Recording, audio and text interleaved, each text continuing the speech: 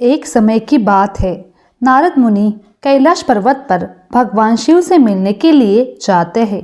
वहां पर जाकर भगवान शिव को नारद मुनि प्रणाम करते हैं। भगवान शिव नारद मुनि को बड़े ही प्रेम से आदर सत्कार करते हैं। फिर भगवान शिव कहते हैं, नारद मुनि, तुम्हारा कैलाश पर्वत पर आने का क्या प्रयोजन है? अवश्य ही तुम कोई महत्वपूर्ण कार्य से अथवा कोई महत्वपूर्ण समाचार लेकर आए हो।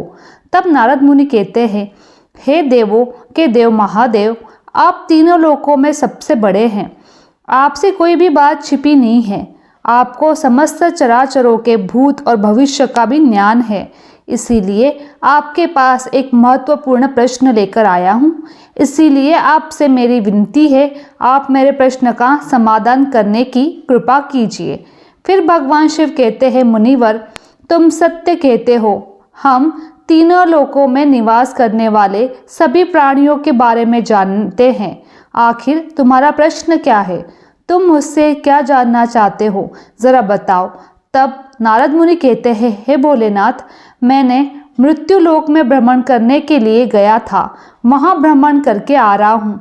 वहाँ पर मैंने भूत, पिशाच, प्रेत आदि प्रकार की कई विचित्र चीज़ें देखी है जो वन में निवास करती है। और इसके साथ ही मैंने देखा है कि दुष्ट शक्तियाँ मनुष्यों को परेशान करती रहती है, उन्हें हमेशा दुख देती है। इसका क्या कारण है और ये सभी बुरी शक्तियाँ मनुष्य को क्यों परेशान करती रहती है?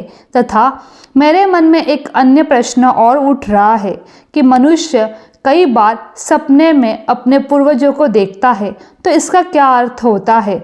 सपने में मरे हुए लोग दिखाई देने का क्या मतलब है? इससे मनुष्य को कौन से संकेत मिलते हैं? हे भोलेनाथ, मैं समस्त मनुष्य जाति के कल्याण के लिए इन प्रश्नों के उत्तर जानने के लिए आपके पास आया हूँ। नारद मुनि के प्रश्न सुनकर भगवान शिव कहते हैं, हे मुनिवर, तुमने समस्त मानव जाति के कल्याण के लिए उचित ही प्रश्न किए हैं। मैं तुम्हें तुम्हारे इन प्रश्नों के उत्तर अवश्य दूंगा, परंतु उससे पहले मैं तुम्हें एक पवित्र कथा सुनाता हूँ। इस कथा में तुम्हें तुम्हारे इन प्रश्नों के उत्तर मिल जाएंगे। तुम इस कथा को बड़े ही ध्यान से सुनना, और जो भी प्राणी इस पवित्र कथा को ध्यान लगाकर सुनेगा, उसके घर में हमेशा खुशहाली बनी रहेगी और उन्नति के नए नए द्वार खुलते चले जाएंगे। तब नारद मुनि ने कहा, हे भोलेनाथ, आप मुझे वहाँ पवित्र कथा सुनाइए, मैं उस कथा को बड़े ही ध्यान से सुनूंगा। फिर भगवान शिव नारद मुनि को यह पवित्र कथा सुनाते हैं। एक समय की बात है। मध्य देश में एक बड़ी ही सुंदर और रमणीय नगरी थी। उस नगरी में एक व्यापारी अपने चारों भाइयों के साथ रहता था। व्यापारी और उसके सभी भाइयों का विवाह हो चुका था और सभी मिलजुल कर आपस में बड़े प्रेम से रहते थे। उस व्यापारी के घर में किसी भी चीज़ की कोई कमी नहीं थी, क्योंकि सभी आपस में मिलजुल कर व्यापार करते थे। उस नगरी में उस व्यापारी के समान कोई भी धनवान नहीं था। यहाँ सारी संपत्ति उस व्यापारी को उसके पूर्वजों से ही प्राप्त हुई थी। व्यापारी के पूर्वज बड़े ही दानी दयालु थे। वे सभी दान, धर्म, यज्ञ, अनेक प्रकार के धार्मिक कार्य किया करते थे। परंतु वह व्यापारी बहुत बड़ा कंजूस स्वभाव का था। उसके अंदर उसके पूर्वजों के लक्षण बिल्कुल ही नहीं थे। उस व्यापारी के जीवन में उसने न तो कभी दान धर्म किया, न ही यज्ञ करवाया और न कभी धार्मिक कार्य करवाया। व्यापारी ने उसके जीवन में धन तो बहुत इकट्ठा किया, परंतु उसने उस धन का कभी सदुपयोग नहीं किया। व्यापारी ने अपने द्वार पर आए हुए याचक को भी कभी फूटी कौड़ी तक नहीं दी और न कभी भूखों को भोजन करवाया। वहीं व्यापारी के पूर्वज भूखों को भोजन कराया करते थे और निर्वस्त्र को वस्त्र दान करते थे और गरीबों को कई प्रकार की सेवाएं दिया करते थे। और इधर व्यापारी अपने पूर्वज का भी कभी अनुसरण नहीं करता था, हमेशा ही धन इकट्ठा करने में लगा रहता था। इस तरह से उस व्यापारी के पास बहुत सारी संपत्ति तो हो गई थी, लेकिन उसके पूर्वज उससे बहुत नाराज हो गए। व्यापारी के पूर्वजों को अपने लड़के का व्यापार ठीक नहीं लगा और वे पितृलोक में दुखी रहने लगे। धन कमाने के लालच में व्यापारी इतना अंधा हो गया कि वह अपने पूर्वजों को भी भूल गया। उसने धीरे धीरे अपने पूर्वजों का श्राद्ध तथा तर्पण आदि का कार्य करना भी बंद कर दिया, जिस कारण उसके पूर्वजों की आत्मा तृप्ति नहीं हो रही थी। अपने लड़के के इस व्यापार के कारण अत्यंत दुखी रहने लगे। फिर एक दिन व्यापारी के पूर्वज पितृलोक में बैठे आपस में बातचीत करते हैं और व्यापारी से मिलने के लिए सोचते हैं। फिर सभी पूर्वज इकट्ठा होकर धर्मराज के पास जाते हैं और उनसे हाथ जोड़कर प्रार्थना करते हैं, हे धर्मराज, हमारे पुत्र की बुद्धि भ्रष्ट हो गई है। धीरे धीरे वो धन कमाने की लालसा में हमें भूल चुका है, जिस कारण से हमारी संतुष्टि नहीं हो रही है। कृपया आप हमें हमारे पुत्र से मिलने के लिए जाने दीजिए। हम हमारे पुत्र को समझाकर कुछ समय बाद वापस लौट आएंगे और उसे शास्त्र का ज्ञान भी देकर आएंगे। तब धर्मराज ने उन्हें आज्ञा देते हुए कहा, हे दिव्य आत्माओं, तुम तुम्हारे पुत्र से मिलने के लिए तो नहीं जा सकते हो, परंतु तुम अपने पुत्र को अब सपने में माध्यम से संकेत जरूर दे सकते हो। धर्मराज की यह बात सुनकर सभी पितृगण सहमत हो जाते हैं और एक एक करके अपने सभी पुत्रों के सपने में जाकर उन्हें दर्शन देते हैं। सबसे पहले वो अपने बड़े पुत्र के अर्थात उस व्यापारी के सपने में जाकर दर्शन देते हैं और संकेत देते हैं, परंतु उसका बड़ा बेटा उनके संकेत को समझ नहीं पाता और अगले ही दिन वह उस सपने को भूल जाता है और अपने पितरों द्वारा दिए गए संकेतों को नज़रअंदाज कर देता है। फिर वे सभी पितृगण अपने दूसरे पुत्रों के सपने में जाकर उन्हें दर्शन देते हैं और संकेत देते हैं, लेकिन फिर भी वे उन संकेतों को नज़रअंदाज कर देते हैं। कोई भी अपने पूर्वजों को द्वारा दिए गए संकेतों को नहीं समझ पाते हैं, जिससे वे सभी पितृगण नाराज हो जाते हैं। व्यापारी और उसके सभी भाई धन के लालच में पूरी तरह से अंधे हो चुके थे। वे सभी अपने पूर्वजों द्वारा दिए गए संकेतों को नहीं समझ सके। फिर भगवान शिव कहते हैं, सुनो मुनिवर, इस तरह से पितरों के सपने में दर्शन देने के कुछ ही दिनों के बाद उस व्यापारी का व्यापार में बहुत बड़ा नुकसान हो जाता है और धीरे धीरे करके उसका व्यापार चौपट हो जाता है और जिस कारण से उसकी सारी संपत्ति नष्ट हो जाती है और धीरे धीरे करके उन सभी भाइयों में लड़ाई झगड़े होने लगते हैं। अपने पूर्वजों द्वारा दिए गए सारी जमा पूंजी, जमीन जायदाद, यहाँ तक कि अपने घरों को भी उन्हें बेच डालना पड़ता है और पूरी तरह से वे बर्बाद हो जाते हैं और सभी भाई अलग अलग हो जाते हैं और अपना अपना पालन पोषण करने में लग जाते हैं। और उधर स्वर्गलोक में पितरों को अपने पुत्रों की ऐसी दुर्गति देखकर बहुत कष्ट होने लगता है। यह दृश्य देखकर वे सभी पितृगण बहुत ही दुखी और उदास हो जाते हैं। फिर से वे सभी धर्मराज के पास जाते हैं और कहने लगते हैं, हे धर्मराज, हमसे हमारे पुत्रों की ऐसी दुर्गति नहीं देखी जाती है।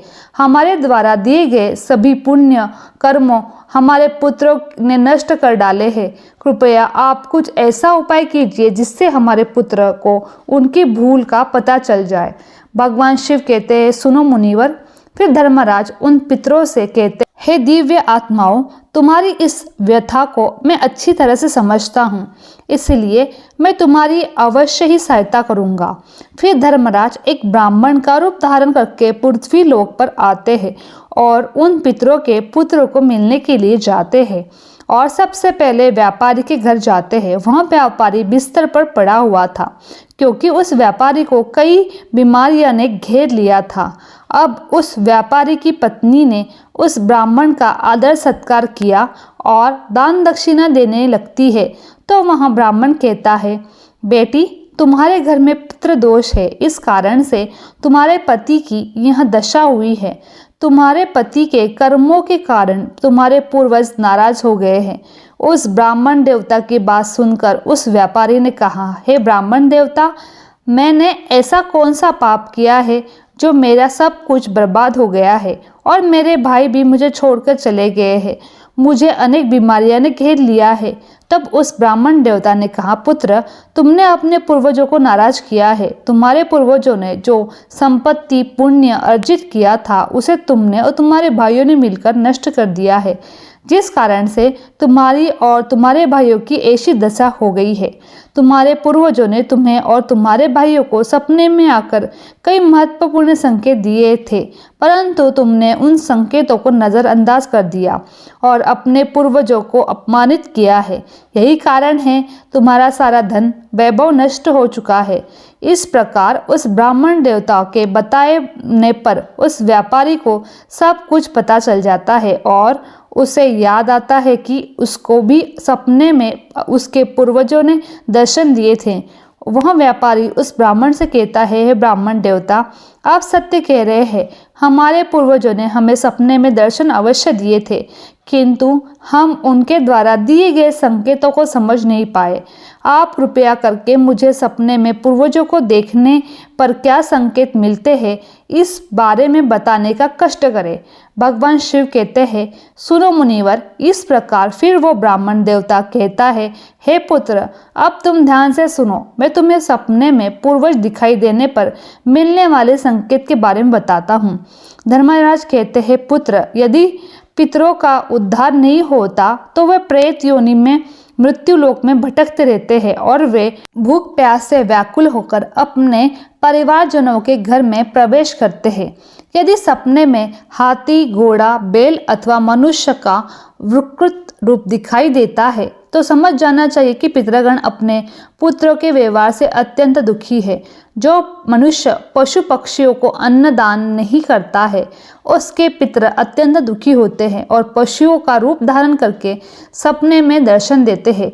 यदि मनुष्य को कई ऐसा सपना आता है जिसमें कोई पशु अथवा जानवर मनुष्य की वाणी में बोलता हुआ दिखाई दे, जैसे कि कुत्ता, बिल्ली, भैंस आदि मनुष्य की तरह बातें करते हुए दिखाई पड़े, तो इसका अर्थ यह होता है कि मनुष्य के पितृ उससे अत्यंत रुष्ट है। ऐसे मनुष्य को भविष्य में भयंकर अपमान का सामना करना पड़ता है। यह संकेत मिलता है। ऐसे मनुष्य के जीवन में दुख और क्लेश होता है। उसके भाई बंधु पशुओं की भांति आपस में युद्ध करने लगते हैं। धर्मराज कहते हैं, यदि सपने में मृत परिजन के कुछ मांगते हुए दिखाई देते हैं तो उस सपने को मनुष्य को कभी भी नजरअंदाज नहीं करना चाहिए। इस सपने का अर्थ यह होता है कि उस मनुष्य के पूर्वज असंतुष्ट है, उनकी पितृलोक में तृप्ति नहीं हो रही है। जिस मनुष्य को सपने में अपने पूर्वज, मृत पूर्वज कुछ मांगते हुए दिखाई पड़ते हैं तो उस मनुष्य का सारा अन्न भंडार धीरे धीरे करने के समाप्त हो जाता है और वह दरिद्र में पड़ जाता है। उसकी हालत एक भिखारी के समान हो जाती है। इसीलिए उस मनुष्य को चाहिए कि तुरंत ही अन्न का दान करे, जिससे उसके मृत पूर्वज संतुष्ट हो सके। यदि सपने में अपने कोई पूर्वज क्रोधित अवस्था में दिखाई देते हैं तो उस मनुष्य को पूर्वज उसके कार्य से संतुष्ट नहीं है और वह मनुष्य जो भी काम धंधा करता है उसमें उसको नुकसान उठाना पड़ता है और उसके द्वारा किए गए सभी कार्य व्यर्थ हो जाते हैं और उनका कोई फल उसे प्राप्त नहीं हो पाता है। यदि सपने में पूर्वज दिखाई पड़ते हैं और अचानक से अदृश्य हो जाते हैं तो आने वाले समय में उस मनुष्य पर कोई बड़ा संकेत आने वाला है, ऐसा समझना चाहिए। यदि सपने में कोई मनुष्य अपने मृत परिजनों को रोता हुआ देखता है तो उसके पूर्वज उसे यह संकेत दे रहे हैं कि उसे भविष्य में नुकसान उठाना पड़ेगा और उसका सारा धन वैभव नष्ट हो जाएगा और उसे भयंकर दरिद्रता का अपमान करना पड़ेगा। आने वाले संकट की घड़ी को देखकर पूर्वज सपने में रोते हुए दिखाई पड़ते हैं।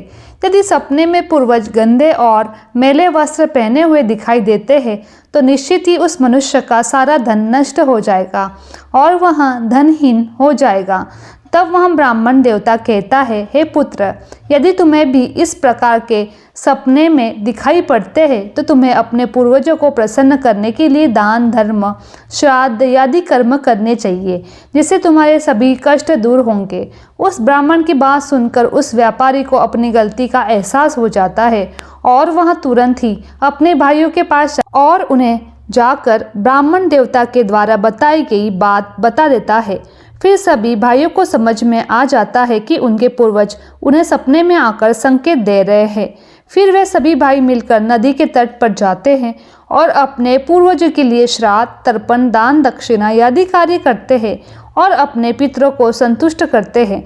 फिर एक दिन उनके पूर्वज उनके सपने में आकर उन्हें दर्शन देते हैं, उन्हें नाना प्रकार के संकेत देते हैं। भगवान शिव कहते हैं, मुनिवर, जब मनुष्य के पूर्वज संतुष्ट हो जाते हैं तब मनुष्य को अनेक प्रकार के संकेत प्राप्त होते हैं। यदि सपने में मृत परिजन सपने में आए और अपने परिवार वालों के सिर पर हाथ फेरते हुए दिखाई देते हैं तो इस सपने का अर्थ यह संकेत है कि उसे पूर्वज बहुत ही प्रसन्न है और पूर्वज ये संकेत दे रहे हैं कि उस मनुष्य के जीवन में बहुत ही अच्छा समय आने वाला है। यदि पूर्वज मनुष्य की ओर हाथ बढ़ाते हुए दिखाई देते हैं तो पूर्वज यह संकेत दे रहे हैं कि मनुष्य को जो भी काम कर रहा है उसे उस कार्य में सफलता जरूर मिलेगी। यदि सपने में पूर्वज स्वस्थ दिखाई देते हैं और उनके मुख पर तेज दिखाई देता है और उनके वस्त्र चमकीले और सफ़ेद रंग के होते हैं तो उन पितरों को मुक्ति मिल चुकी है, ऐसा समझना चाहिए। अगर सपने में पूर्वज दूर आकाश बादलों में बैठे हुए दिखाई देते हैं तो यह शुभ संकेत है, मनुष्य के पूर्वज अत्यंत प्रसन्न है और उसे आशीर्वाद दे रहे हैं। इस प्रकार से उन सभी भाइयों को पूर्वजों के द्वारा शुभ संकेत प्राप्त होते हैं और उनका खोया हुआ सारा धन संपत्ति धीरे धीरे वापस मिल जाता है और सभी भाई मिलजुल कर एक साथ रहने लगते हैं और सुखपूर्वक अपना जीवन व्यतीत करते हैं। भगवान शिव कहते हैं कि हे मुनिवर, जिस घर में पूर्वज खुश रहते हैं उस घर में सुख संपत्ति और खुशहाली होती है। जिस घर के पूर्वज दुखी रहते हैं उस घर के मनुष्य कई समस्याओं से घिरे होते हैं। वीडियो अगर आप लोगों को पसंद आई होगी तो इस वीडियो को लाइक करें, हमारे चैनल को सब्सक्राइब करें और दोस्तों से हमारा वीडियो शेयर करना ना भूलें। आप सभी का धन्यवाद।